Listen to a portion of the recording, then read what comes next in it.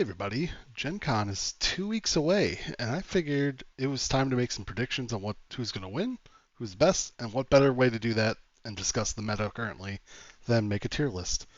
So let's go ahead and get to it. I've got the 31 5th edition Saga Warlords all lined up here, and I'm going to kind of go through them.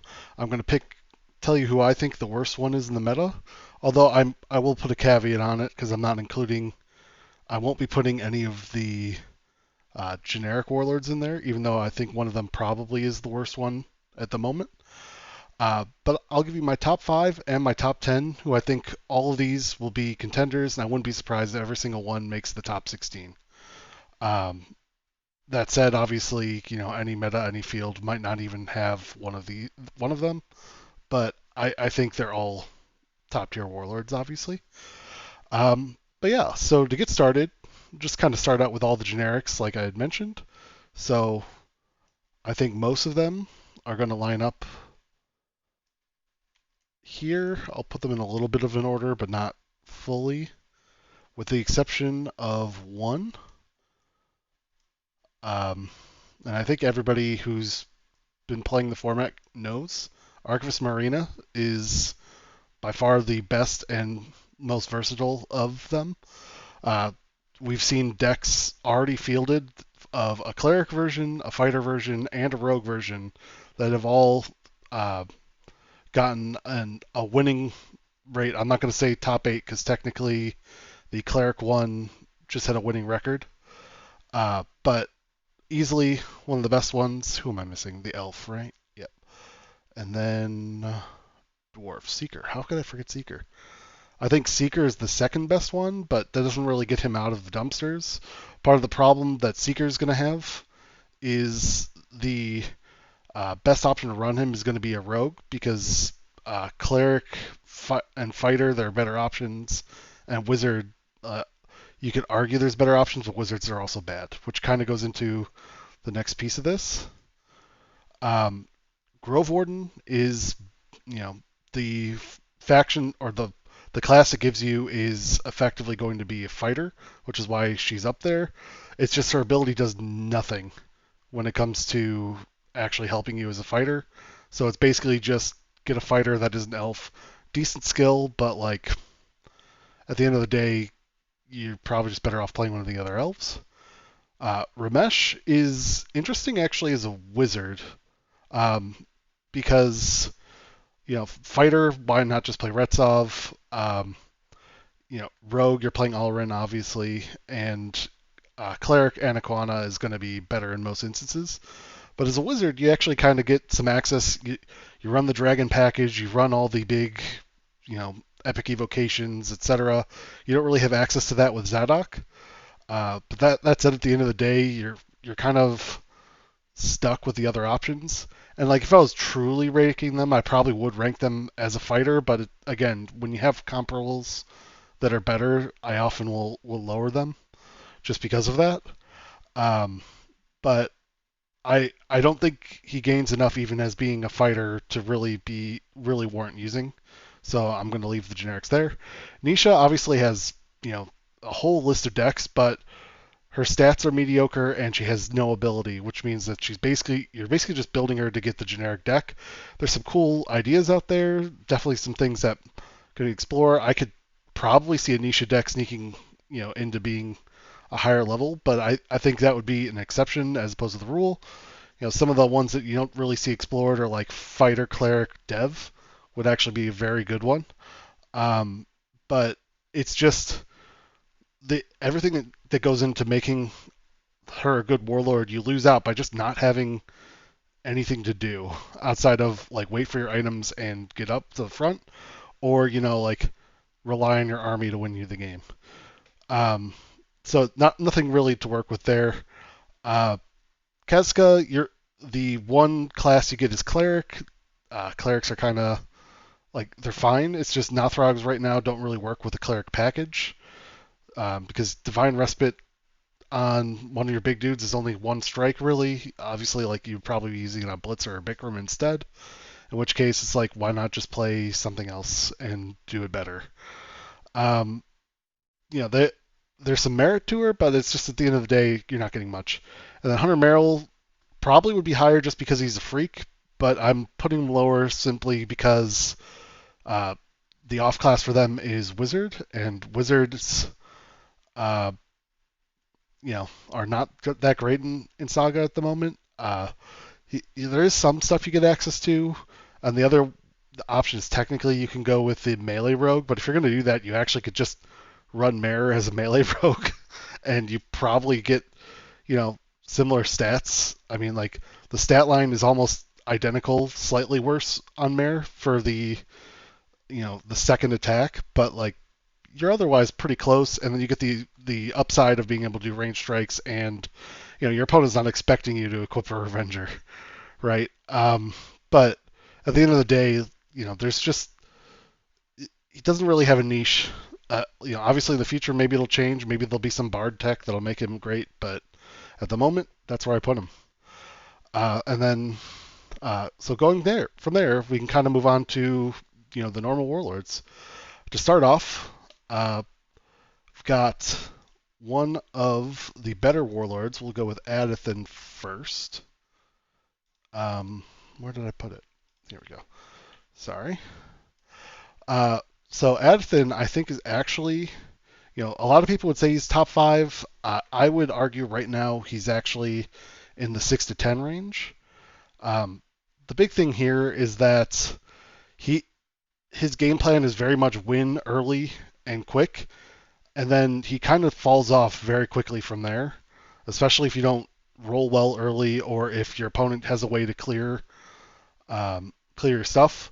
And clerics kind of struggle right now to actually like finish games, which is kind of where he's lacking. That said, being able to get off a ton of strikes fast does great work. He's good at countering certain parts of the meta. He's like, if you're playing the dev start, especially the aggressive one, it very often is you'll be playing on the back foot the whole game, as opposed to some of the other armies that might be able to hold up. But at the end of the day, he's going to be very good, regardless of which starting army you go with, regardless of how you play it. It's just I think he lacks the axe, and he lacks kill power, which is really what you'll notice a lot of the ones that are lower on the list you're gonna see. So next, going to Alrin. Alrin, I'm putting him at number 6 overall. So when we get to the top 5, it'll make a little more sense. I've bounced between 5 and 6 for him. It just at the end of the day, I think he's just too squishy, so he's going to end up losing enough games just based on, getting hit by that one big strike, getting spent by an axe, getting, you know, not getting your Revenger. Like, rogues in general have the Revenger problem, which is that you have to draw 2 weapons to get your one good weapon set, right? Versus, a fighter draws an axe or a fighter draws a regalia and they're mowing your entire army down, right? And they only need one of the 2 items, and if they get both, it's even better. So at the end of the day, I think Alrin he's great. I definitely, like I said, he's the one I was going to put in slot 5, but I ended up pushing him down. I I could see it going either way, but I think he's just missing that little bit to hit that top 5 ranking. Anna Kawana, she is. I'm going to put her a little bit below Archivist because she doesn't have the upside. I think Anna Kawana's only issue is that she needs more tools. Right now, there is just, as I mentioned with Adathan, clerics don't really have a good way um, to get kills that isn't just have your blitzer in the front rank or have your big dude in the front rank and hope you roll well on the divine respite. Like they really just do struggle, especially in an axe meta where you don't have time. If you stun your character to the front, they could just get killed before you even get the chance to respite. You could also just fail respite, and it hurts a lot. Obviously, you have some cheese with Anaquano doing things like the Isadran Kettle Master to move him forward if he's in your starting army, or just having a default movement option for Bikram is very good. So at the end of the day, like that's kind of what she's good at. It's just she's missing a few pieces. I think she'll be great in the future. Just right now, that's where I'm going to put her. Aneta. I have Aneta as number 11. I argued with myself over putting her at 10. She's deceptively good. And the big thing that she has is obviously get all the rogue melee package, which is great. You get access to things like rock arm or the cleric actions, which like divine barrier and spiritual weapon. But at the end of the day, she just does a lot of things well, and she has kind of the same thing that Tancred has, which is just stun your Blitzer to the front or your Malixin to the front. Use your order on Malixin or Blitzer, and you get a 2-wound shot at their Warlord, a pop shot if they're in the front rank, and that's just really good sometimes. Um, I do think, and obviously I have Untap open, so let's close that. Um, but I do think she's got a lot of upside. Obviously, you get access to Divine Respite, which is good for the cleric side, and then you just build up till you get your good items. It's just at the end of the day, again, you have the rogue problem, which is you have to get both Revenger and another weapon, and then you you know she's squishy, so only 3 hit points. She's very susceptible to things like Mare. Kurak eats her alive, stuff like that. It's just there's a lot of things that kind of hold her back from being up in that top tier. Um, so yeah, going next, our first member of the top 5. I think most people would see this coming. Is Church and Fortress of Tancred. Um, very much the best dev in the format. Um, I do think a couple of others come a little bit closer, but the thing is, he's got 4 hit points, decent skill, amazing attack, and his order is basically gives him access to 4 wounds off the bat. He has access to the dev army, so you're going to be able to send things like Dukes or get Banes forward, or he can just handle it himself with an epic Donnybrook and get a lot of good work. He doesn't take much to play. I don't know if I necessarily have him as number 1, but he's just solid. I think everybody who's played him has realized this. He does a lot. He has good stats. Big tanky meatball. Next member, and this is number 5 for me, is Commander Retsov. Retsov, I think, kind of ebbs and flows, and if you hit the right deck in the meta, I think Retsov can do a lot of damage. Retsov's biggest issue is that she's both squishy and lacks that 4th hit point and is kind of draw dependent early on. Even though you're planning to discard a card every turn to use the ability, if you don't draw a good dragon in the first turn, or you don't draw, um, one of your big characters like your Blitzers or Yetis, etc., she can struggle. And also sometimes her ranks just fall apart. And again, she herself is squishy. So it's just you kind of need the package to all work together for her to come forward. And then on the other end though,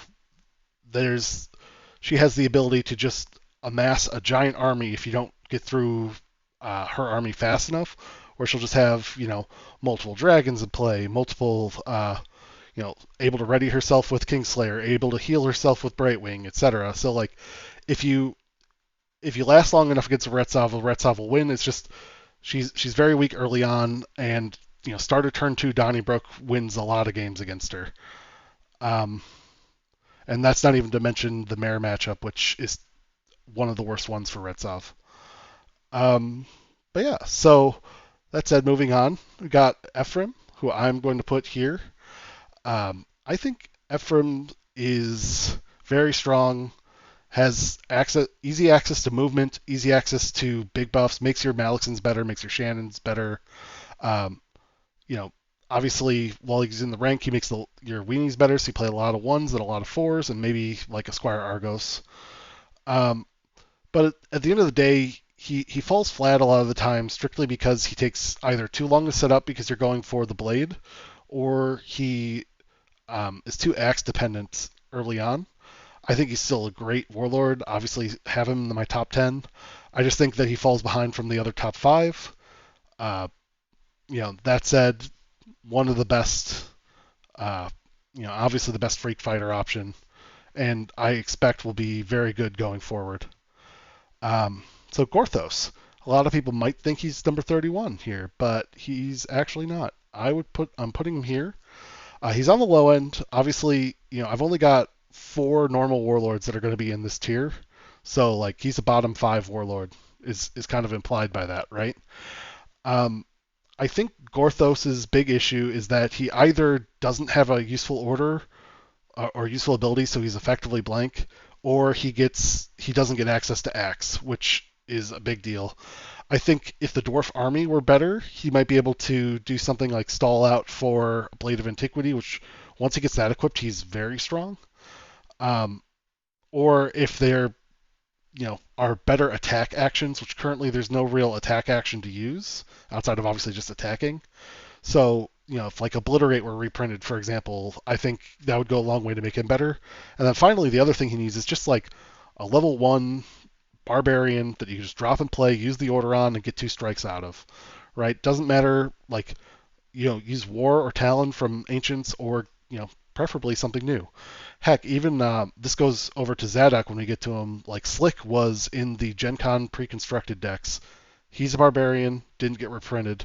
Like his ability just says barbarian, so they could be a mercenary. It would have been fine, but obviously that wasn't there. So down here he goes. Next, also down here, is going to be Grand Inventor Otto. I think Otto's one of the warlords that is, for lack of a better term, the least or worst pandered to. Wizards struggle, dwarfs struggle, Otto struggles because of that. No level 9 wizard item printed for a warlord that gets +1 level for items. His skill is amazing. I think he's one of the ones that could easily skyrocket up this list once wizards get better or dwarves get better. It's just because of both those two things, he's always going to be in a between a rock and a hard place. Um, so eventually I could see him going up. It's just right now he's kind of the combination of the two worst things in Saga. Um, he's not down here because I think there's one that you'll agree has a lot more struggles going along. Next up, Helene. Helene, I'm putting right up here. Um, I think Helene's got the dev benefit of having a solid level 4 army base. You can bring in your dukes, etc. But then has the same problem that all the clerics will have, which is ending games. Um, Wizards have this issue too, but clerics just if you don't get the right draw at the right time, you can break your opening hand because you got multiple quick strengths or multiple respites but no characters, or you can break the other way, which is get a lot of characters, which is better. Obviously, it's just a lot of times your warlord then just ends up not doing anything, and it.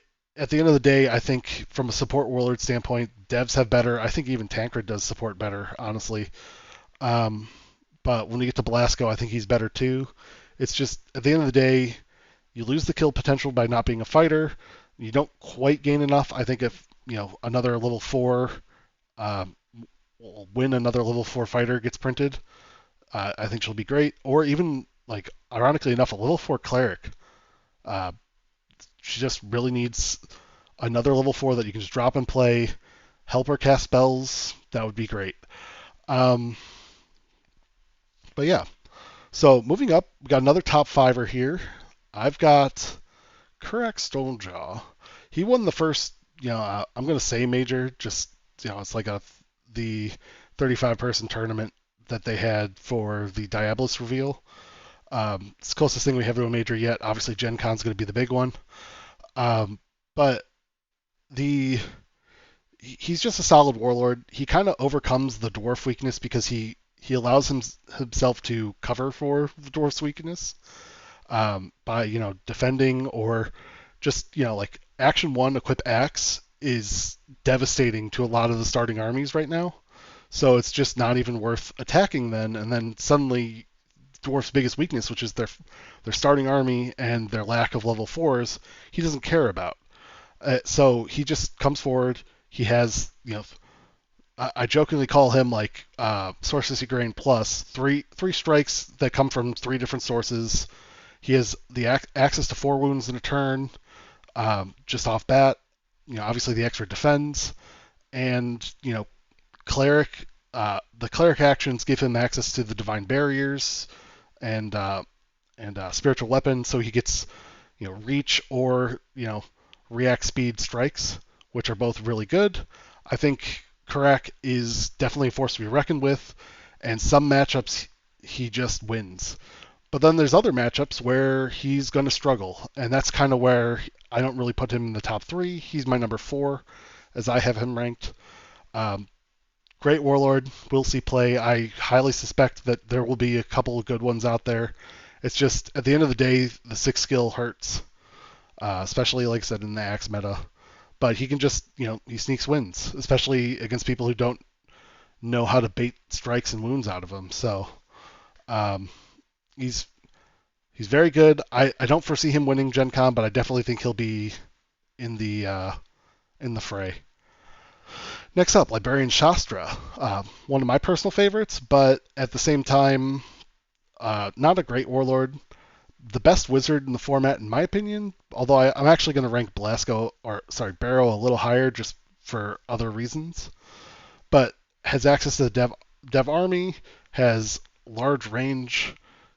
Because you're a wizard, you get access to the blood seeds, which is really good out of devs.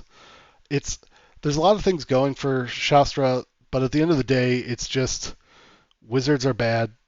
There's no use for that 11 skill that she has. It's eventually she'll probably be a little bit better. I think devs don't really have good synergy with discarding, like elves would, for example. If devs ever got like a discard synergy card, that would go a long way, but they just don't have that. So I think Shastra struggles in the format. That said, she does a lot better strictly from being a dev.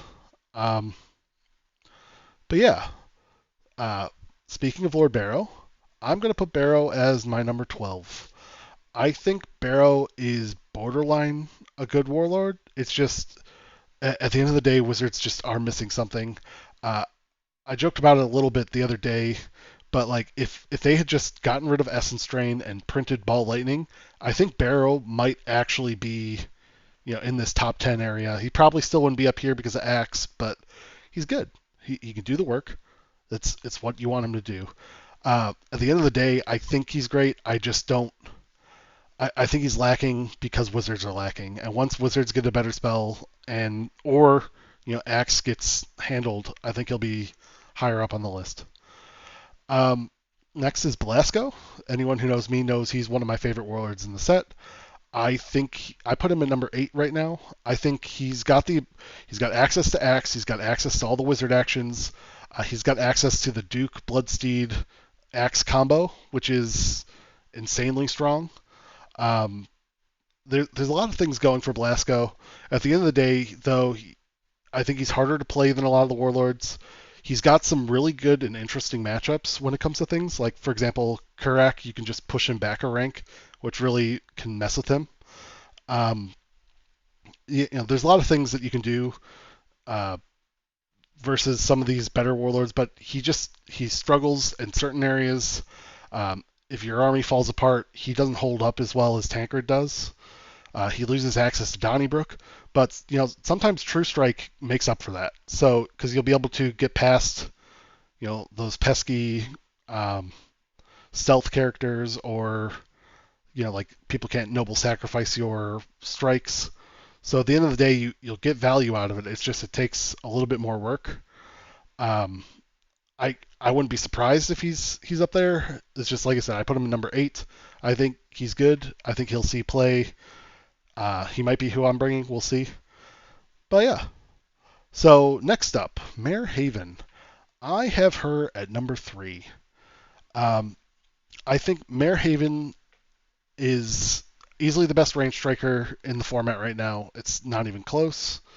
I think that she does a lot of work. It's just it comes down to some matchups she struggles, and like Weenie Kurak is an example of one where there's only one card in the entire deck that gives a bonus higher than 4, so you end up not getting huge bonuses. And then if they get any form of defense, it's very hard to get through that, and then you're relying a lot on Crypt Wines and Assassin Strikes, which you know, obviously can do work. It's just, she's a top 3 warlord. I still believe that. She just doesn't have access to axe, and is very Donnybrokable, for lack of a better term. Um, I'm sure you could probably guess who my number 1 warlord is at this point, but when we get there, it'll make some sense. Next up, Memoriam. I'm putting Memoriam on the lower end of the top 20. I think Memoriam's great. It's just dwarf suck. Like, at the end of the day, you print like a Vex done, and suddenly she gets insanely better. We've seen her win in Ancients. We know that she has the abilities. It's just there's not there's no way to activate her right now that's good. There's no character that can afford to have a wound, get readied, and not just take an axe to the face, right? So it's just the combination of all those things. Again, clerics lacking the finishing. Memoriam struggles. I think she's a great warlord. I think she'll get there. It's just dwarf suck. So dwarf sucks, so she sucks. Roan. I'm going to put Roan right here. I think he's in line with Shastra in the still very good, could play well. Um, he is very much the casino warlord. He can just win off of dicing people. Um, and obviously works very well as a melee warlord. It's just right now, if he doesn't draw, into shroud movement and then both items, which is you're talking about like four cards right there just to counter, you know, War Boss's drew one axe. Congrats, you lost the game. It's it's one of those things where Roan will struggle a lot more compared to others. I think elves will benefit a lot from getting another level 2 rogue that isn't Tresvin, because then you start using pin down with someone besides Roan.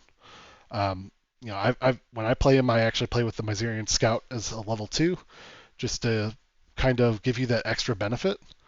Um, but it's just you lack a lot of counters to the axe decks, and then things like Alren and Mare also eat you alive. So it's a struggle. But obviously with all the strikes you're creating, all the strikes you're generating and throwing at your opponent, you can just win games. So still very good, just missing that one piece.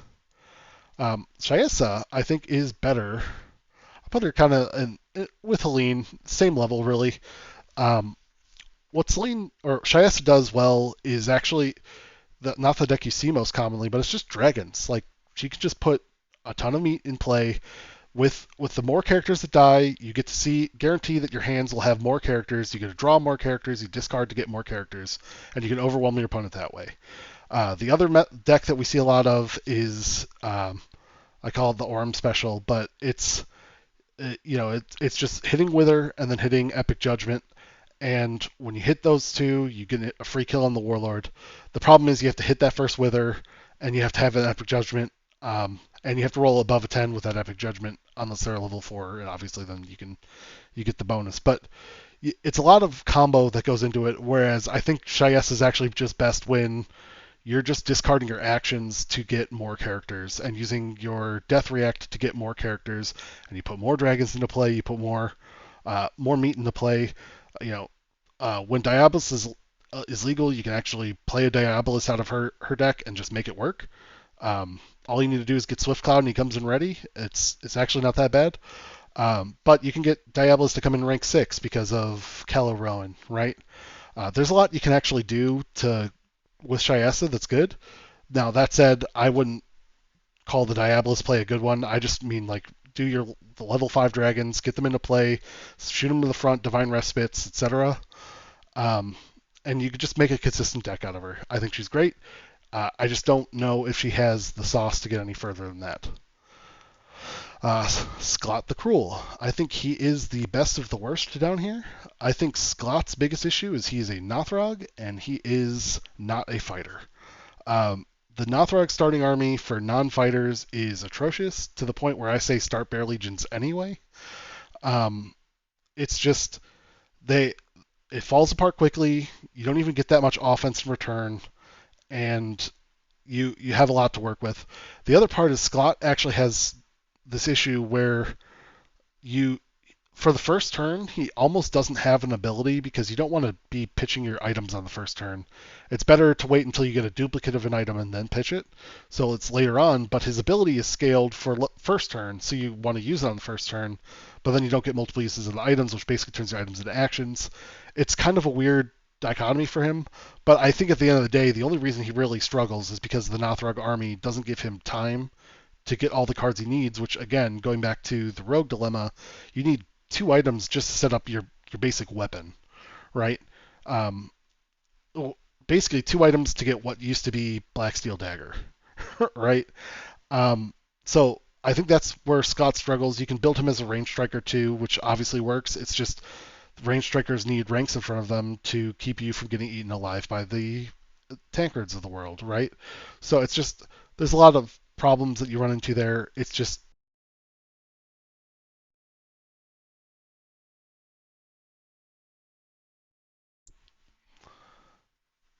high quality. My headset turned off.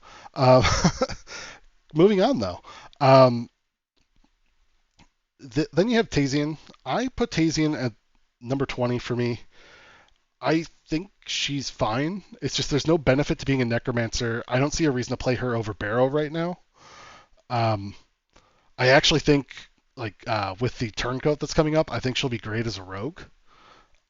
Especially if I assume we're allowed to change her from like a necromancer to a scout. That she'll be great at that. But the problem is that she kind of has negative synergy with the elf starting army because the librarians banish. Um, you have negative synergy with your army because if your characters die, you don't want to banish, the characters you're trying to resurrect. The two strikes are worse than what you're typically getting out of Barrow, even though they're slightly better numbers. It's just Barrow draws one spell, he gets both. He gets two strikes. If he draws a second spell, you can get a third strike, and Barrow also has Scribe and the ability to effectively have a sixth card. So it's just Barrow does everything better. Tizian's fine. Wizards just struggle is at the end of the day. But I do think just being an elf makes her a little bit better. Vactus. I think Vactus is number 10. I think Vactus is good enough just because he equips Axe. He has free movement to get to the front. You only need to get one of them, one of your Bear Legions to die, which is good enough. It's just he's overshadowed by, the best warlord in the format, and or at least one of the best warlords. I, but at the end of the day, it's just he does fighter things. Fighters are really good right now. I would not be surprised if he's in the top 16.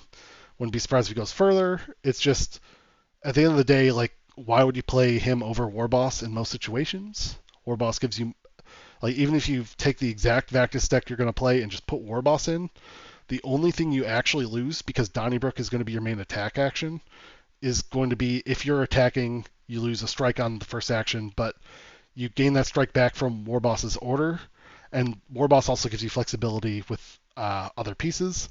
So in case it doesn't make it obvious, Warboss is going up here. I have Warboss between 1 and 2. I'm going to put him at 2. Um, I think at the end of the day, Warboss does everything a fighter wants to do, has access to the Mad Pat cheese to kind of open up ranks, which really can shut down the TFK start, which is where Mare has struggles with. His AC is a little bit lower than Vactus, but it's just who cares? Because you get power attack, you get movement, you get strikes, you get advantage or +5 attack. There's just so many things that go for Warboss to be really good. I think just at the end of the day, uh, devs are better than Nothrogs as a whole package, which is why I'm putting Church Enforcer as number 1. But I think any of the top 3 I could shuffle around and I would agree with. It's just there's lacking pieces on each, and I think people play them differently. But I think those are your best warlords. Now down to the bottom, the number 31 is going to be Wasan. Wasan struggles from being a Nothrog. Wasan struggles from being a wizard. Wasan just struggles. I think if the Nothrogs had a better, more friendly army to non-fighters, she'd be better. she'd have, or he'd, I guess, have access to, you know, if there was better level fives or a level, combination of level fours and fives that were worth playing, he'd be better. It's just there's not, and since wizards are also not good at blitz at the moment, you don't actually get any benefit from running a blitz package, especially because your army's just going to die again. So it's just Throgs are lacking, wizards are lacking, and that's kind of what puts Voss at the bottom. And then finally, Zadok, who I am putting right here. Just a little bit better than Gorthos. He could be better. There's not enough Sutek to really make him work. The problem is that his kit is just it's not fully fleshed out to what it can be. I think if there are better options that mixed, I like one of the most common things that people do with him is Shadow Bolts, which is fine. It's just you actually compare that to like actual like what a fighter does when they spend versus what he does when he spends. It's like you get nothing. The order is really good. I think if they had a better single weapon option, that he would be better. And obviously, like I said, better Sutek right now or more Sutek, um, especially more level ones that you can just drop into play, get some bonuses out of. Um, it's just there's he needs a little bit more to actually work. And because he's kind of like locked in, it makes it a little more difficult to work with other options. Though obviously he's great with Master Dresden. Just that's where he ends up. So at the end of the day, this is my tier list. I fully suspect one of these five to be the winner. Though again, I think any of the top 10 can. In fact, I'd say up to a net. Like I'd include a Netta kind of in the could win. Although I doubt a Netta will. She's got more. You know, the big thing you need in these big tournaments is consistency, which like these five warlords are all they will consistently be good. They're not very draw dependent, and they're great warlords. I think at the end of the day, it's going to come down to like if I had to guess, it's going to be one of the fighters facing off against the mayor, right? But again, I think any of them are good. I think any of these warlords in the top 20 could make the cut. In theory, I don't think they will, but they could. Um, but at the end of the day, that's my top 10. Who do you tell me in the comments who you think is going to win Gen Con? Have a great day, everybody.